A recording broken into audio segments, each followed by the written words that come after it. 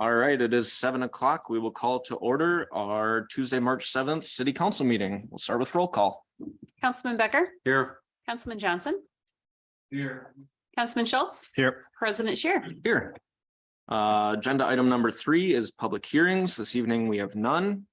Agenda item 4 is public comment. As a reminder, the city council will receive comments from city residents. Comments are generally limited to 3 minutes per individual. Anyone wishing to speak is required to sign up in advance or state the following items for the record when called upon. That would be your name, address, subject matter, and contact information. No action will be taken on any public comments unless the item is also elsewhere on the agenda. We do not have anybody signed up in person, so this will be a first call for public comment, either in person or via Zoom. This is a second call for public comment. This is a third and final call for public comment. Seeing none, hearing none, we will move right along to agenda item number 5, which is our consent agenda. The consent agenda that is outlined is presented for action by the city council. Items may be removed from the consent agenda on the request of any one council member. Items not removed may be adopted by one action without debate. Removed items may be taken up either immediately after the consent agenda or placed later on the agenda at the discretion of the council president. I would move to approve the consent agenda as listed. Second. We have a motion and a second. Any discussion? All of those in favor signify by saying aye. Aye. Opposed? That motion carries. Agenda item 6, petitions, requests, and communications. This evening we have none. Agenda item 7, resolutions and ordinances. 7A is the review and possible action on a resolution relating to no mow may, a temporary exception to section 102-121B1 of the City of Fort Atkinson Municipal Code. Thank you. The Heart of the City has expressed interest in introducing a temporary exception to section 102-121 sub B sub 1 of the City of Fort Atkinson Municipal Code, which would allow grass to exceed the stated 8-inch maximum to facilitate promotion and education of habitat necessary for successful emergence and survival of pollinators in the month of May. This effort is known as No Mow May and was successfully implemented in 2021 and 2022. The proposed exception outlined in the resolution tonight would allow this in rear yards for residential properties and designated city-owned property that it would be exempt from enforcement of this section of the city's ordinance during the month of May 2023. Those designated city-owned portions to be included in the exception are Berry Park near the playground, North Main and North 4th Street by the railroad tracks, a swatch near the electronic sign at Jones Park, and a section of Wilcox Park. And those are included on a map that's included in the packet. So staff does recommend that the city council adopt the resolution included in your packet, allowing for temporary exception to section 102-121 sub B sub 1 from May 1, 2023 to May 31, 2023, and declare the month No Mow May in the City of Fort Atkinson. I move to adopt a resolution allowing temporary exemption to section 102-121B1 of the City of Fort Atkinson Municipal Code relating to vegetation, also known as No Mow May. Second. We have a motion and a second. Any discussion or comment? I just want to say I'm glad we're considering continuing this.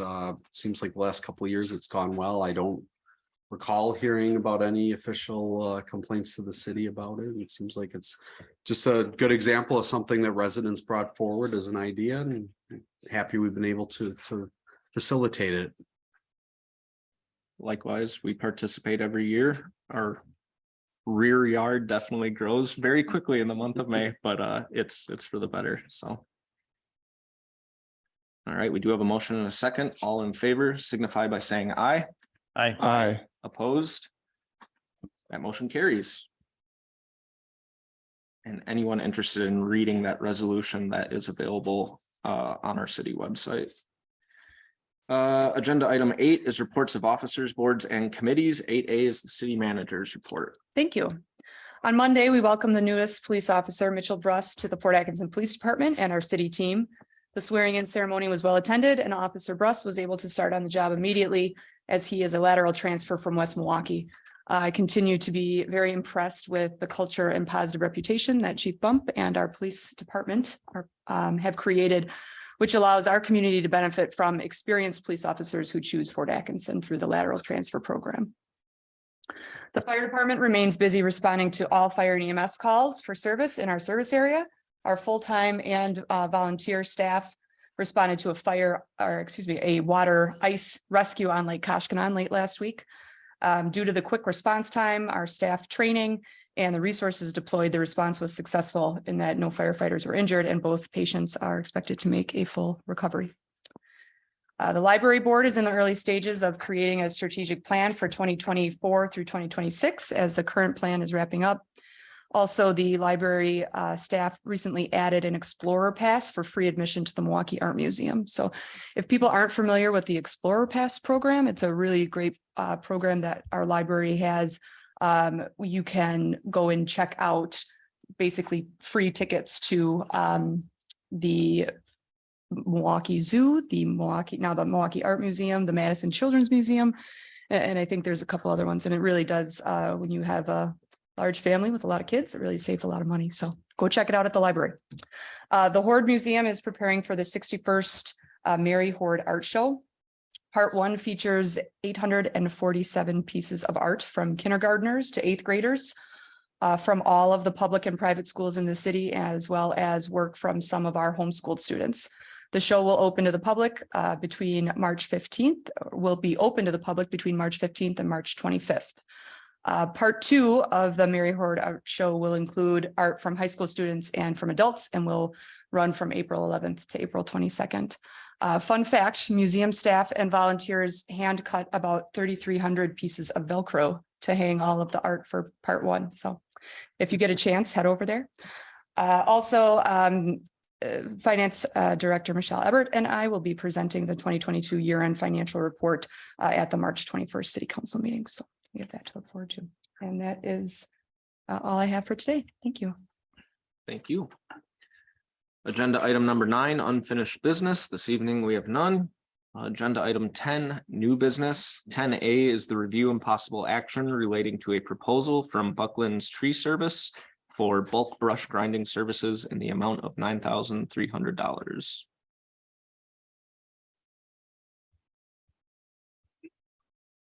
Okay, thank you. So this is an item that comes up before the council. I guess it's been about the last 4 or 5 years. The department we run, the Department of Public Works runs the compost facility where public can drop off their brush, and we also drop off brush from various areas within the city. That brush pile becomes very large and takes up a large amount of area. So every year we grind it down and reduce the size of it so we can manage that a little bit better. In years past, the city did follow the process of burning that, but to be a little bit more eco-friendly, we've gotten away from that practice for several years now. What we've done is we reach out every year to 5 or 6 different brush grinding services. This year we reached out to 5 and we received 1 bid. So I don't know whether it's the current environment or if they were all very busy, but Buckland's did reach out back to us and give us a fairly competitive bid. I think last year we were in the $6,000 or $7,000 range. It varies in there, but so this year they came out with a bid for 12 to 14 hours to process the brush pile for us, which amounts to somewhere between $9,300 and $10,650.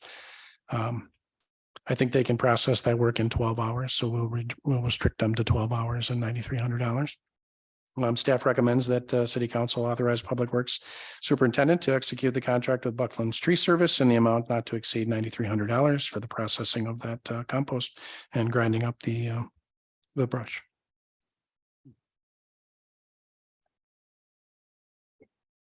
I move to approve a proposal from Buckland's Tree Service for the bulk brush grinding in the amount of $9,300.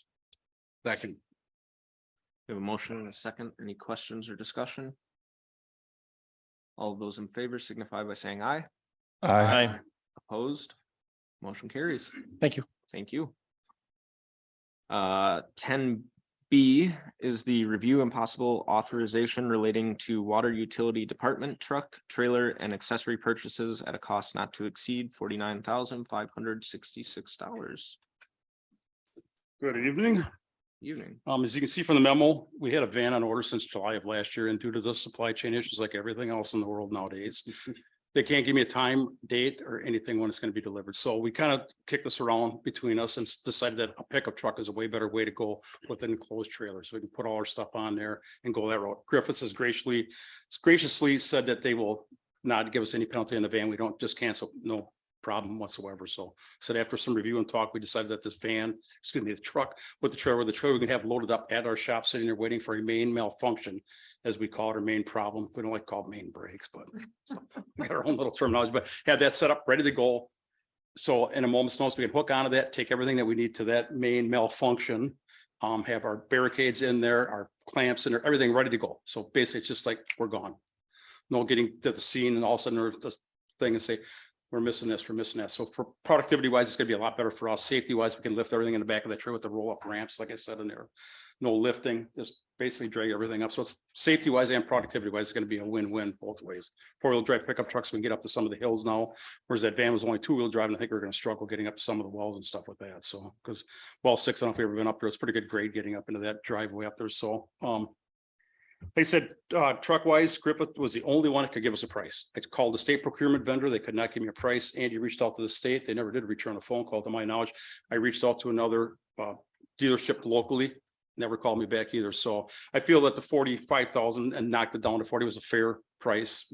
Look, from what I've looked around at. So enclosed trailer wise, we did reach out to 3 different people on that. We want all aluminum, so it's lighter, it's easier to take care of. So $5,600.50 was I-90 Enterprise down in Newville, was a little bit on that. And with a bunch of accessories, we want to have like a generator, some lighting in there, some shelving and stuff like that. So all said and done, it come up to be, where was the final price tag? Here, get my spectacles back on here. It was $49,566. It's $1,600.98 lower than what the original price was of that van. I think, like I said, I think we're going to be served a lot better with this route than going with that van. So. Yeah, and just a reminder for the council that purchase was approved in the 2022 CIP. The actual bidding out and purchasing the van was also approved by the council in 2022. And this is just simply an exchange for a piece of equipment that they feel will meet their needs better.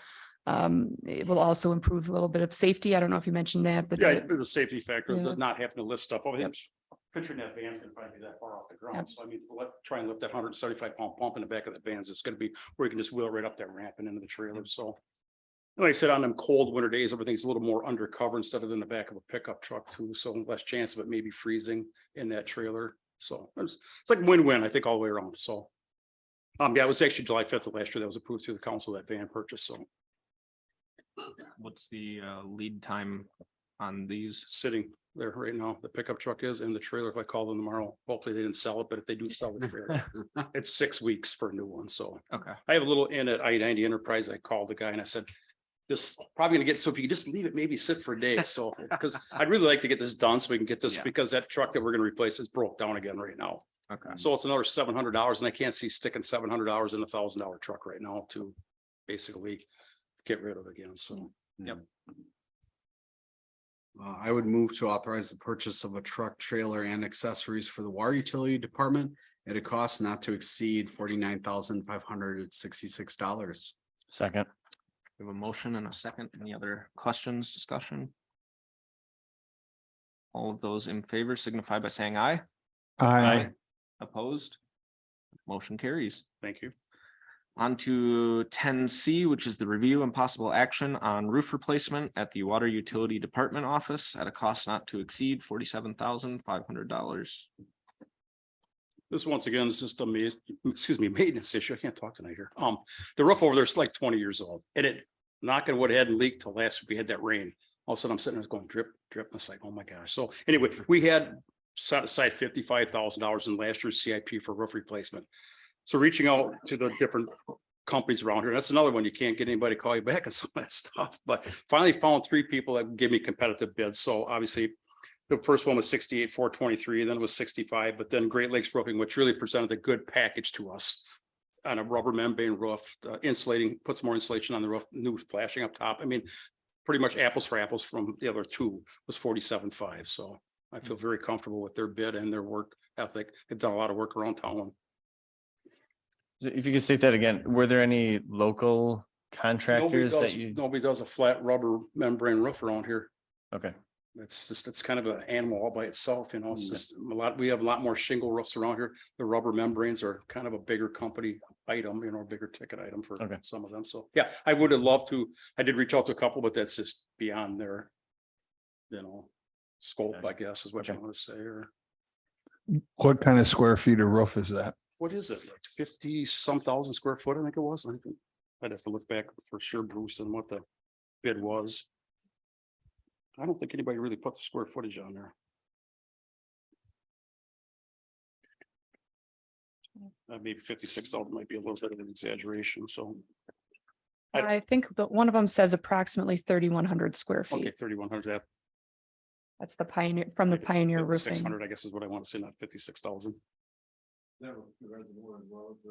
No, it's just the main station. That would be just, if the two brick buildings across the street over here, it'd be the one furthest to the right side on the river there. So it's our main station. It's actually our office over there and our pumping facilities. All our pumps are in that building as well too. So it's kind of, you know, we have to get it fixed.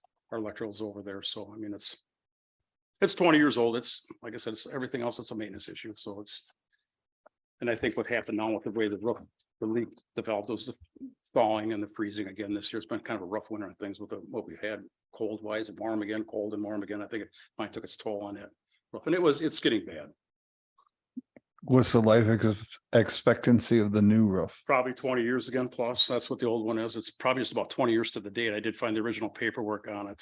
And it was 20 years ago, it was like $28,000 to replace. So that's about doubled over 20 years, the replacement cost, but.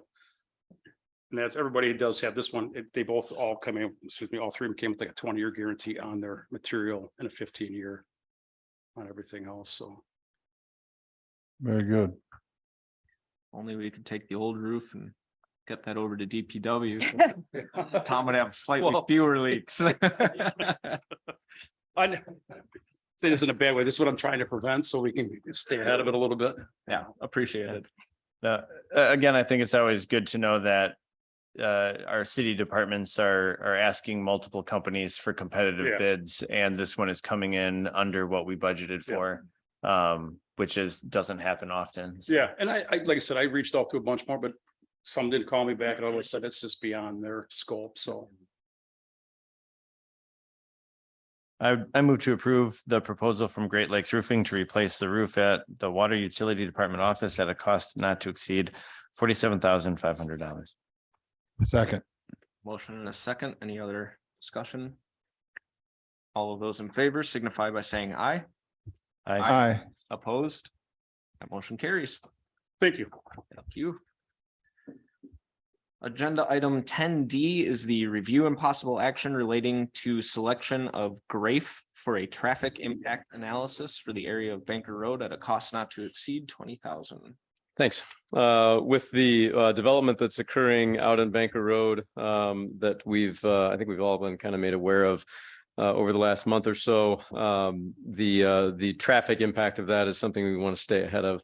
And we are, I think, well ahead of any major consequences out there with respect to traffic. I asked for 2 proposals on a traffic impact analysis. That analysis was broken into 3 phases that I wanted them to look at. The first was the addition of about 216 units out along Banker Road. That would be the 3 buildings within the city-owned property, and then the 2 buildings just to the south, kind of at the corner of the access to the high school and Campus Drive.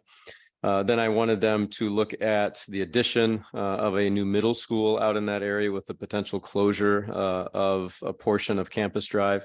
That's been discussed by the school district. And is something that we want to keep in mind if they should decide to pursue that. And then the third phase would be the full build out of the development. So that would include all of the additional residential properties to the north that we have seen within the Van de Waal master plan that the city put together and you approved about, I think about a year and a half ago or so. So those three steps are kind of projected increases in traffic complexity, if you will, out in that area. And at each step, we would I'd be expecting from the consultant to understand what our various operations may or how those operations may need to change to ensure that we've got good traffic flow and good safety for both pedestrians and vehicles. The two firms that I solicited bids from for this were Grafe and TADI.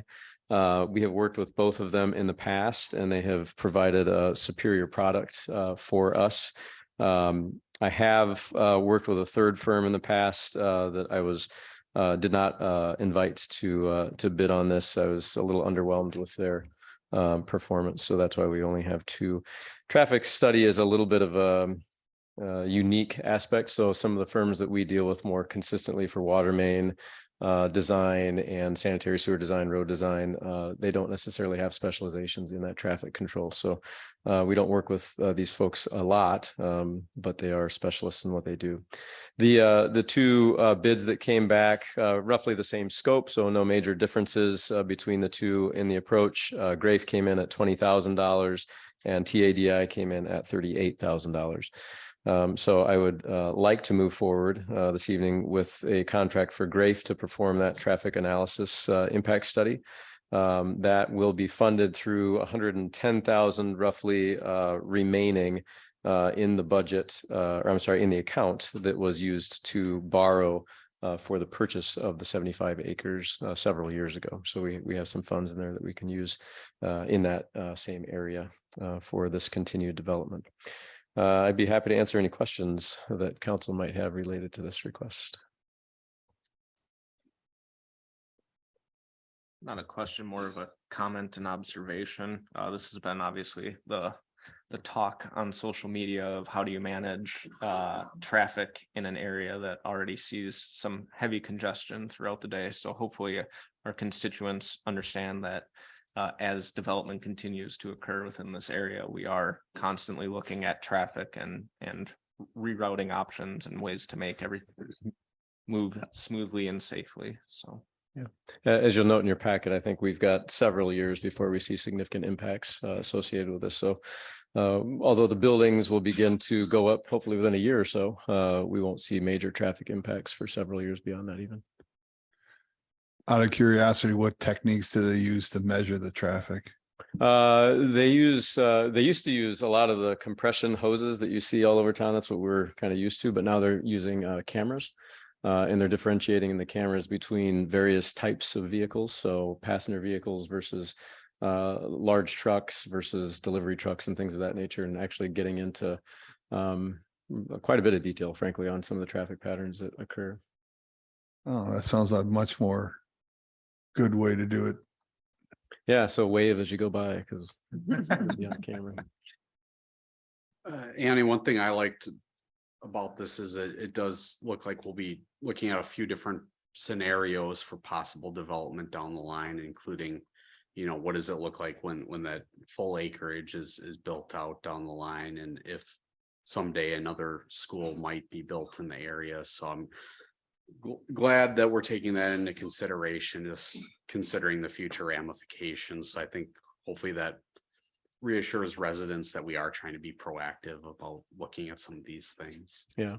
As I said, we're way out ahead of this. So we could likely move forward with the construction of the buildings and have fairly minimal impacts. The Banker Road, Madison Avenue intersection, I think, is one that I really want to take a look at, and we may see some changes there immediately associated with the development, just from a safety standpoint. But the volume that we're looking at is not significant. It's significant to us in Fort Atkinson, but with respect to the roads and the various layout that we have, we should be in a pretty good position to handle this first phase of things. One other question I had, is this study going to be working under the assumption that eventually we'll be rerouting Banker Road to the west. I know that's been talked about. Yes, it will. And that shouldn't have a huge impact on traffic. It still is a collector level street, so it sees more traffic volume than a residential street. But the fact that it is slightly further to the west versus in its current location shouldn't make a huge difference. Okay.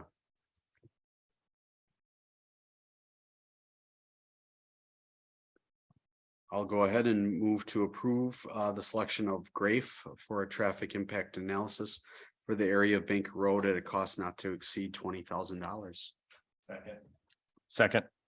We have a motion and a second. Any other discussion? All those in favor signify by saying aye. Aye. Opposed? That motion carries. Thank you. Thank you. 10E is the review and possible action relating to a certified survey map for RTLE Properties LLC for the property located at 1531 and 1533 South Main Street. Yeah, thank you. This is a property that says on South Main Street. It is at the edge of the municipal boundary with the city of Fort Atkinson. It has frontage on both South Main Street and Riggert Road. The property was purchased and the purchaser is looking at dividing it into I believe it was 3 lots, if I remember right. There's a twin home lot, so 2 lots on South Main Street that will likely feature at some point a twin home with a shared common wall. And then a lot along Riggert Road. The current thought from the property owner was perhaps doing some sort of a condo plat back there and developing some additional residential properties. And then the lot with the house on it would remain as the leftover parcel, I guess, if you will. The planning commission did review this, had no concerns and approved it at their meeting, previous meeting last week. And I'd be happy to answer any questions that council may have related to this request. Just looking at the preliminary CSM, so only one of the lots is currently within Fort Atkinson, correct? The whole lot is currently in Fort Atkinson. Okay. Or should, if it's not apparent, then it should be. It is, I guess. It may not look that way on your survey, but it is, I assure you. So all of these properties are going to be divided and still remain in the city of Fort Atkinson.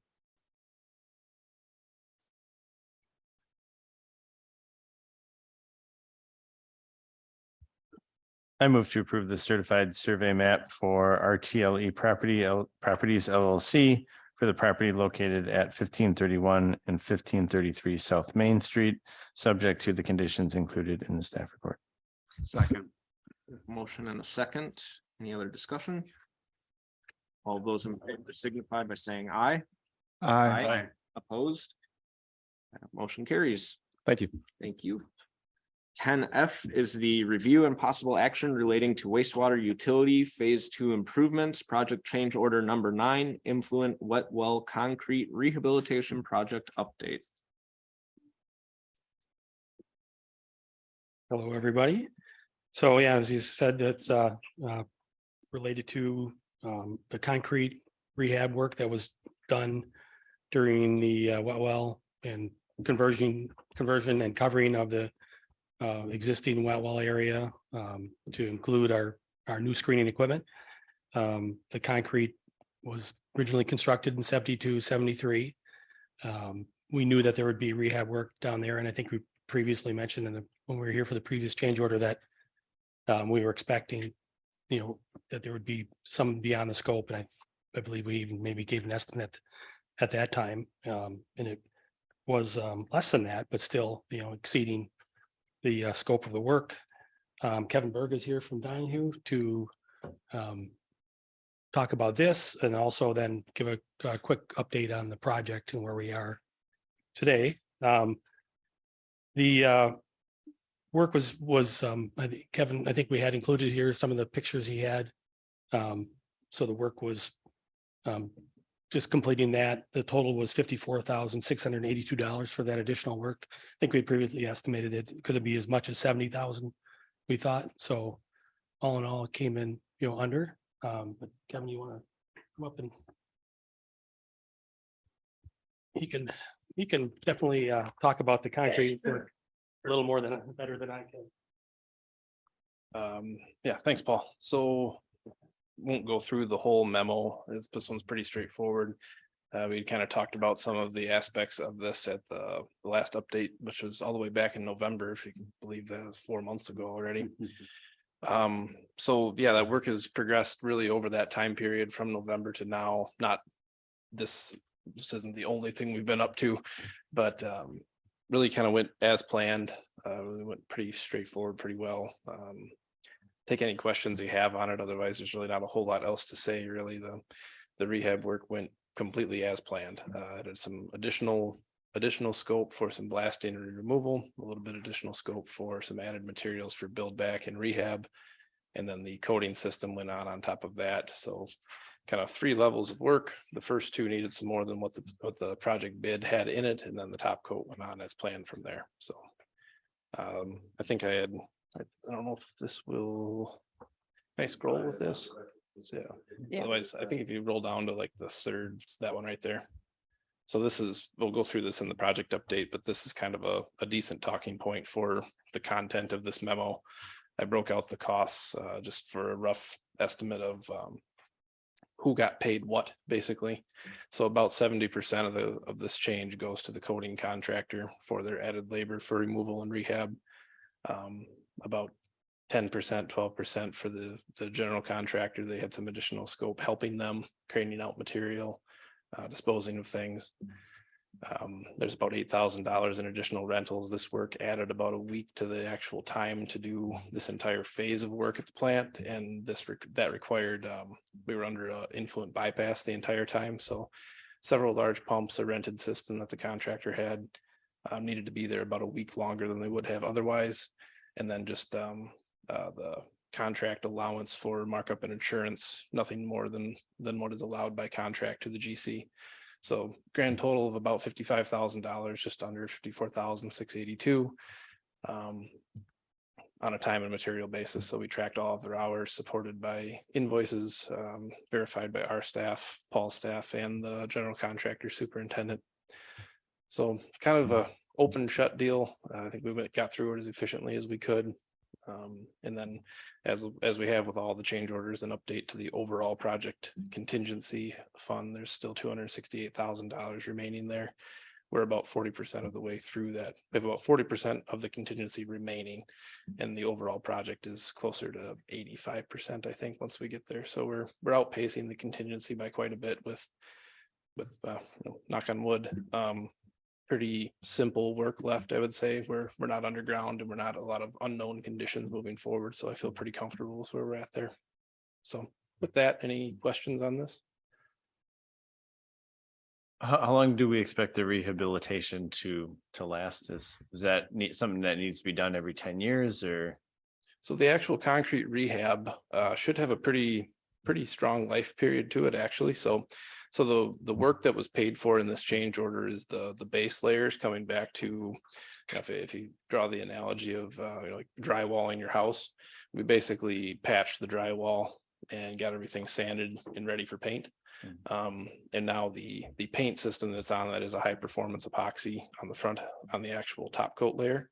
So as long as that front epoxy layer remains intact, we should see, but really, I don't want to say infinite life, but it's concrete. So it should have a very long lifetime. I would say 20, 30 plus years easily, mostly dependent upon the condition of that top coat layer.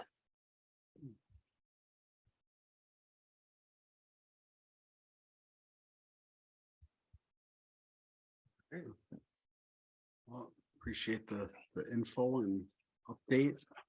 I will move to approve the interceptor sewer cleaning proposal from Northern Pipe Inc. For up to $57,419.20. In additional, I'm We're up reading the one. wrong one, aren't I? Yep. Paul's happy to leave just a few minutes early. Yeah. So All right, sorry about that. One page. I just realized the number was wrong. All right. It's technically Let's- 10E. Yes. Yeah. I move to approve the wastewater utility phase 2 improvements project change order 9 influent wet well concrete rehab project update at a cost not to exceed $54,682. Second. Have a motion and a second. Any other discussion? All of those in favor signify by saying aye. Aye. Aye. Opposed? That motion carries. Which takes us to, I think just before Paul goes, yeah. we'll just Yep. run, I brought just a handful of slides. It's just kind of we kind of finished our second of 3 large project components at this point. So just a quick run through of status where we're at so far. A lot of this is largely the same presentation I had in November, just with updated photos, updated timelines and completion. So I thought this is a good point for us to touch base with the project again. So just a reminder, it's hard to believe, but almost exactly 2 years ago, the contractor was given notice to proceed. So we've been working pretty steadily there for really 2 years. Substantial completion, which is the point at which the owner has received a product that is functioning as intended. There's still things to clean up. There's still punch list items to get through, but largely you've gotten what you paid for the most part. That date is the end of April 28th for all work not related to the digesters. That was really, so the digesters are where we had the large change order with the the manufacturer that went bankrupt. That required an extension of the contract for their work to get a new supplier on board and push that forward. So that's why the substantial completion and final completion dates for that work is October and December. So really you've got the covers and the digester work, which is about a $2 million pot of money, and then everything else. So everything else is supposed to be done in about 6 weeks. So we're getting close. Just a few reminders. Bid value originally up front was 13,385,000, which in today's market, I think it's fair to say, looking back from 2 years ago, that was an excellent price. And you should be very pleased with the project that you've gotten at the price that was bid for that. To date, we've had 8 change orders approved. Tonight is the 9th, totaling up to, like I said, somewhere just under $400,000 with tonight's included. Go ahead. Project history, you can't read any of this, so don't worry too much about it. It got smaller than I wanted it to. For the most part, we've accomplished everything that we talked about through the fall. And then the winter was really the headworks portion of the plant. So it was a very stressful 4 months for Paul and his staff with the bypass going on, significant disruption to their normal operations.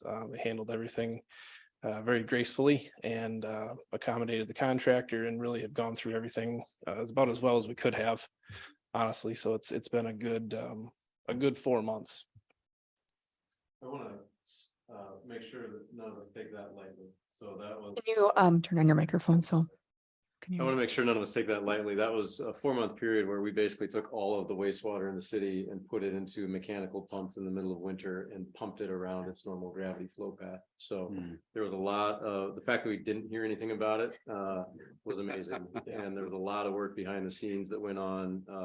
We required people to be on standby 24/7 through holidays and things of that nature should something go wrong.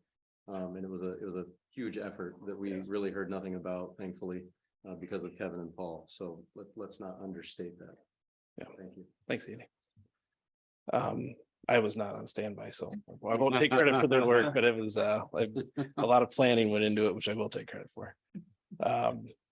So timeline to completion, kind of that was where we were. Here's where we're going. So this spring is going to be wrapping up that second third, or really big, about a half of the project, where we did the filters to get your phosphorus dealt with. We've done the influent now to significantly improve the operation of the plant by screening out trash, large particles, things like that just shouldn't really make it into the plant. We're now getting out, so that should improve operation long term. We also are adding new aeration blowers this spring, which should improve energy efficiency and add some redundancy to the kind of the heart of the plant. And then over the summertime, we'll do likely the aeration basins and digesters, and then we should wrap up by the end of this year. So I think we'd already did that one. So I mean, this is a few photos of the wet well rehab that we had talked about. So that was the left side being kind of the worst of it, where we've got an existing coating that has failed, concrete falling off. The center is after blasting and getting that coating off of there. So you can see a pretty consistent concrete profile. And then the photo on the right is another deformity where we've got a large hole that had kind of developed over time that has gone away now after getting through the rehab. So I think the next few are kind of that progression. So again, worst on the left, rehab in the middle, partial work on the right. Go ahead, Rebecca. Yeah, so these aren't zoomed in that great, but if you, I can make this presentation available to you afterwards so you can see the photos a little better, but largely just what you'll see now is what amounts to from distance that looks like a drywall finish. We have a smooth wall finish that's been coated. It's consistent. There are no large defects, and it is entirely coated from floor to ceiling to have actually gone from a space that was a confined space, a very hazardous space to enter, toxic gases, poor access, no lighting, to what is actually now a building interior with a full staircase, lighting, ventilation. Paul and his staff are able to just walk down and see what's going on and come back up versus having to have a significant, real risk, a safety risk to access that area. Again, more photos of just the space, so I can make this available, so it won't take too much to your time here, but again, the kind of before and after, we added an entire building over top of that wet well, so that houses a lot of the equipment coming up in the next few slides.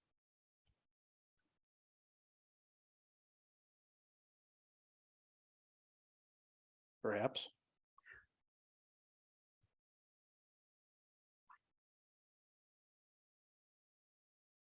Maybe I get to be done early.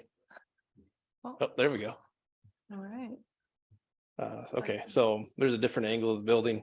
The large white piping is related to the HVAC system. So we've gone from having what amounts to be just a below grade down the steps kind of spot to a significant ventilation effort. It's 24-inch ducting, I think, with a large blower outside that's exchanging the air within that space 12 times per hour, the entire volume of space. So that has a complete turnover. So you spoke about, asked about longevity of that repair. Changing that airspace out has a significant impact on protecting your investment there, where the toxic gases that promote corrosion are not present. They're exchanged and expelled above the roof line. Here's the interior, to where the next few slides you'll see equipment here. Hard to tell, but what you've got here are influence screens. So these have 1/4-inch openings. Basically anything that isn't soluble, anything dissolved in the water that's larger than 1/4 inch is getting caught on these and then ferried up to the surface. So these are 47 feet long. They extend from the surface level down to the actual sewer level. Conveys that material up and out. Goes to the compactors in the foreground of this photo, where we're getting a dewatering cleaning action. So what's coming out of the end is largely trash. It's kind of as simple as it can be put. This didn't exist at your facility before. You had grinders that were basically non-functional, and that manifests itself throughout the facility, where you've got lost time maintaining pumps, cleaning pumps, unclogging things, cleaning digesters, really just taking material that shouldn't be in the plant, having to get it out in a labor-intensive way, where now it's happening automatically. So it really is a wise investment, I would say, in terms of taking this chunk of project and really doing it now. So you can see, if you'd like to, that's kind of what we've got going on there. There's a dumpster out front that we're taking out every couple of days. It's easy to gloss over and not really want to look at this stuff. But again, just remember, every dumpster material that comes out there is one that Paul and his staff didn't have to dig out by hand out of one of the tanks downstream. Aeration blowers. So you got these are the old inefficient multi-stage centrifugal blowers, a couple hundred horsepower that really do the job, but are not efficient at it. These are the new hybrid turbos, a little bit smaller, 150 horse, but able to output the same amount of air at a lower cost to the user. Overall project status, so you said $13.4 million bid, $400,000 of change orders. We're about 13.7 to date. Contractors invoiced just under 12 million as of this month's pay app. So you're 86% complete. There's about $2 million left over, and that's all associated with the digesters. So I guess any questions on the overall project? Otherwise, I'll get out of here. All right, thanks for your time. Thank you very much.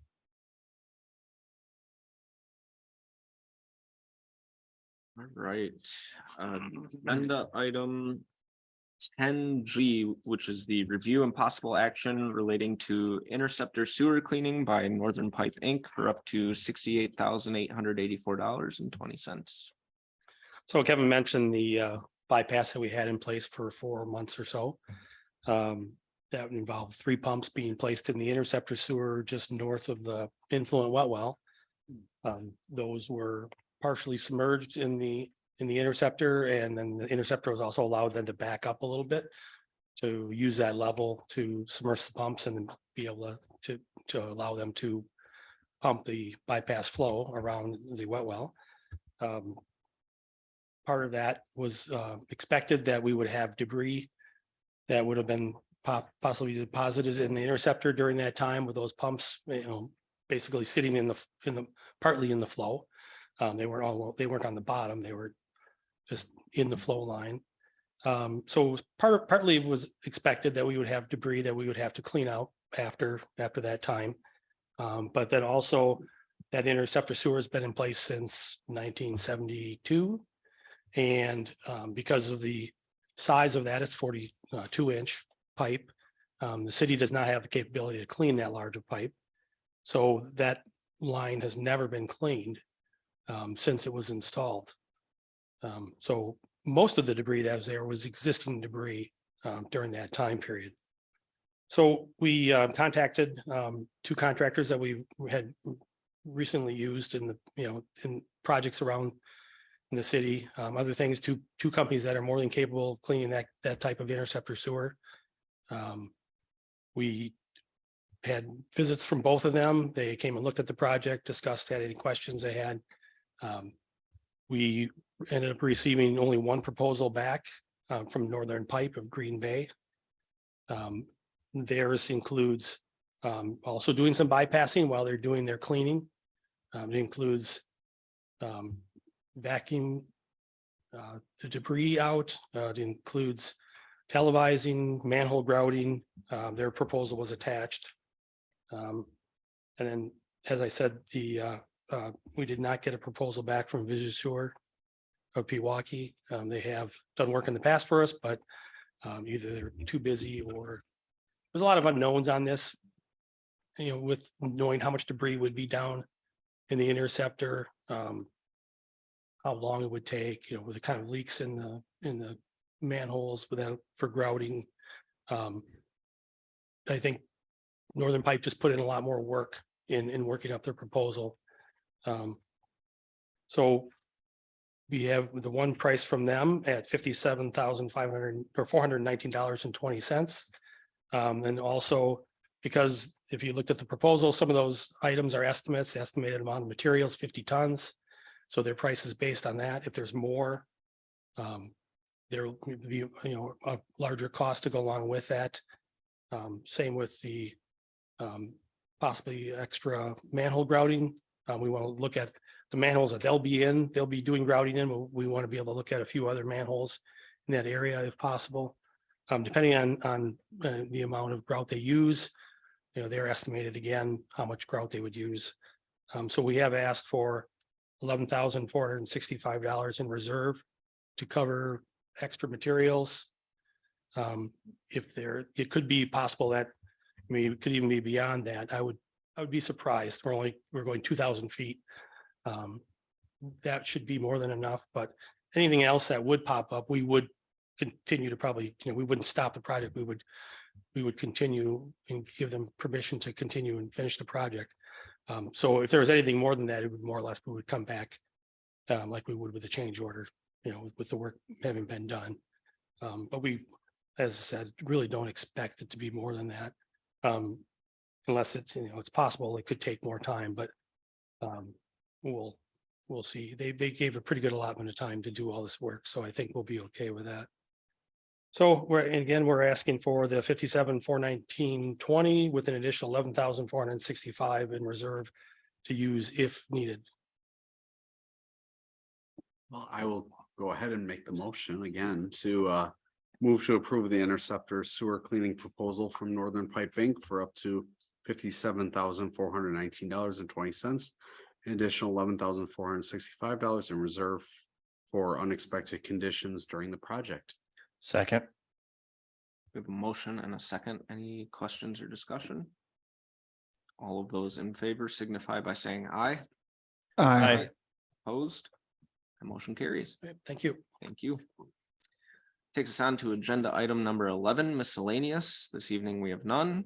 12 is claims appropriations and contract payments. 12A is the review and possible action relating to the verified claims presented by the Director of Finance and authorization of payment. Would move to approve the list of verified claims presented by the Director of Finance and authorize payment. Second. A motion and a second. This is a roll call vote. Councilman Becker, Aye. Councilman Johnson, Aye. Councilman Schultz, Aye. President Shear. Aye, that motion carries. Agenda item 13, adjournment. Move to adjourn. Second. A motion and a second. All those in favor signify by saying aye. Aye. Opposed? This meeting is adjourned.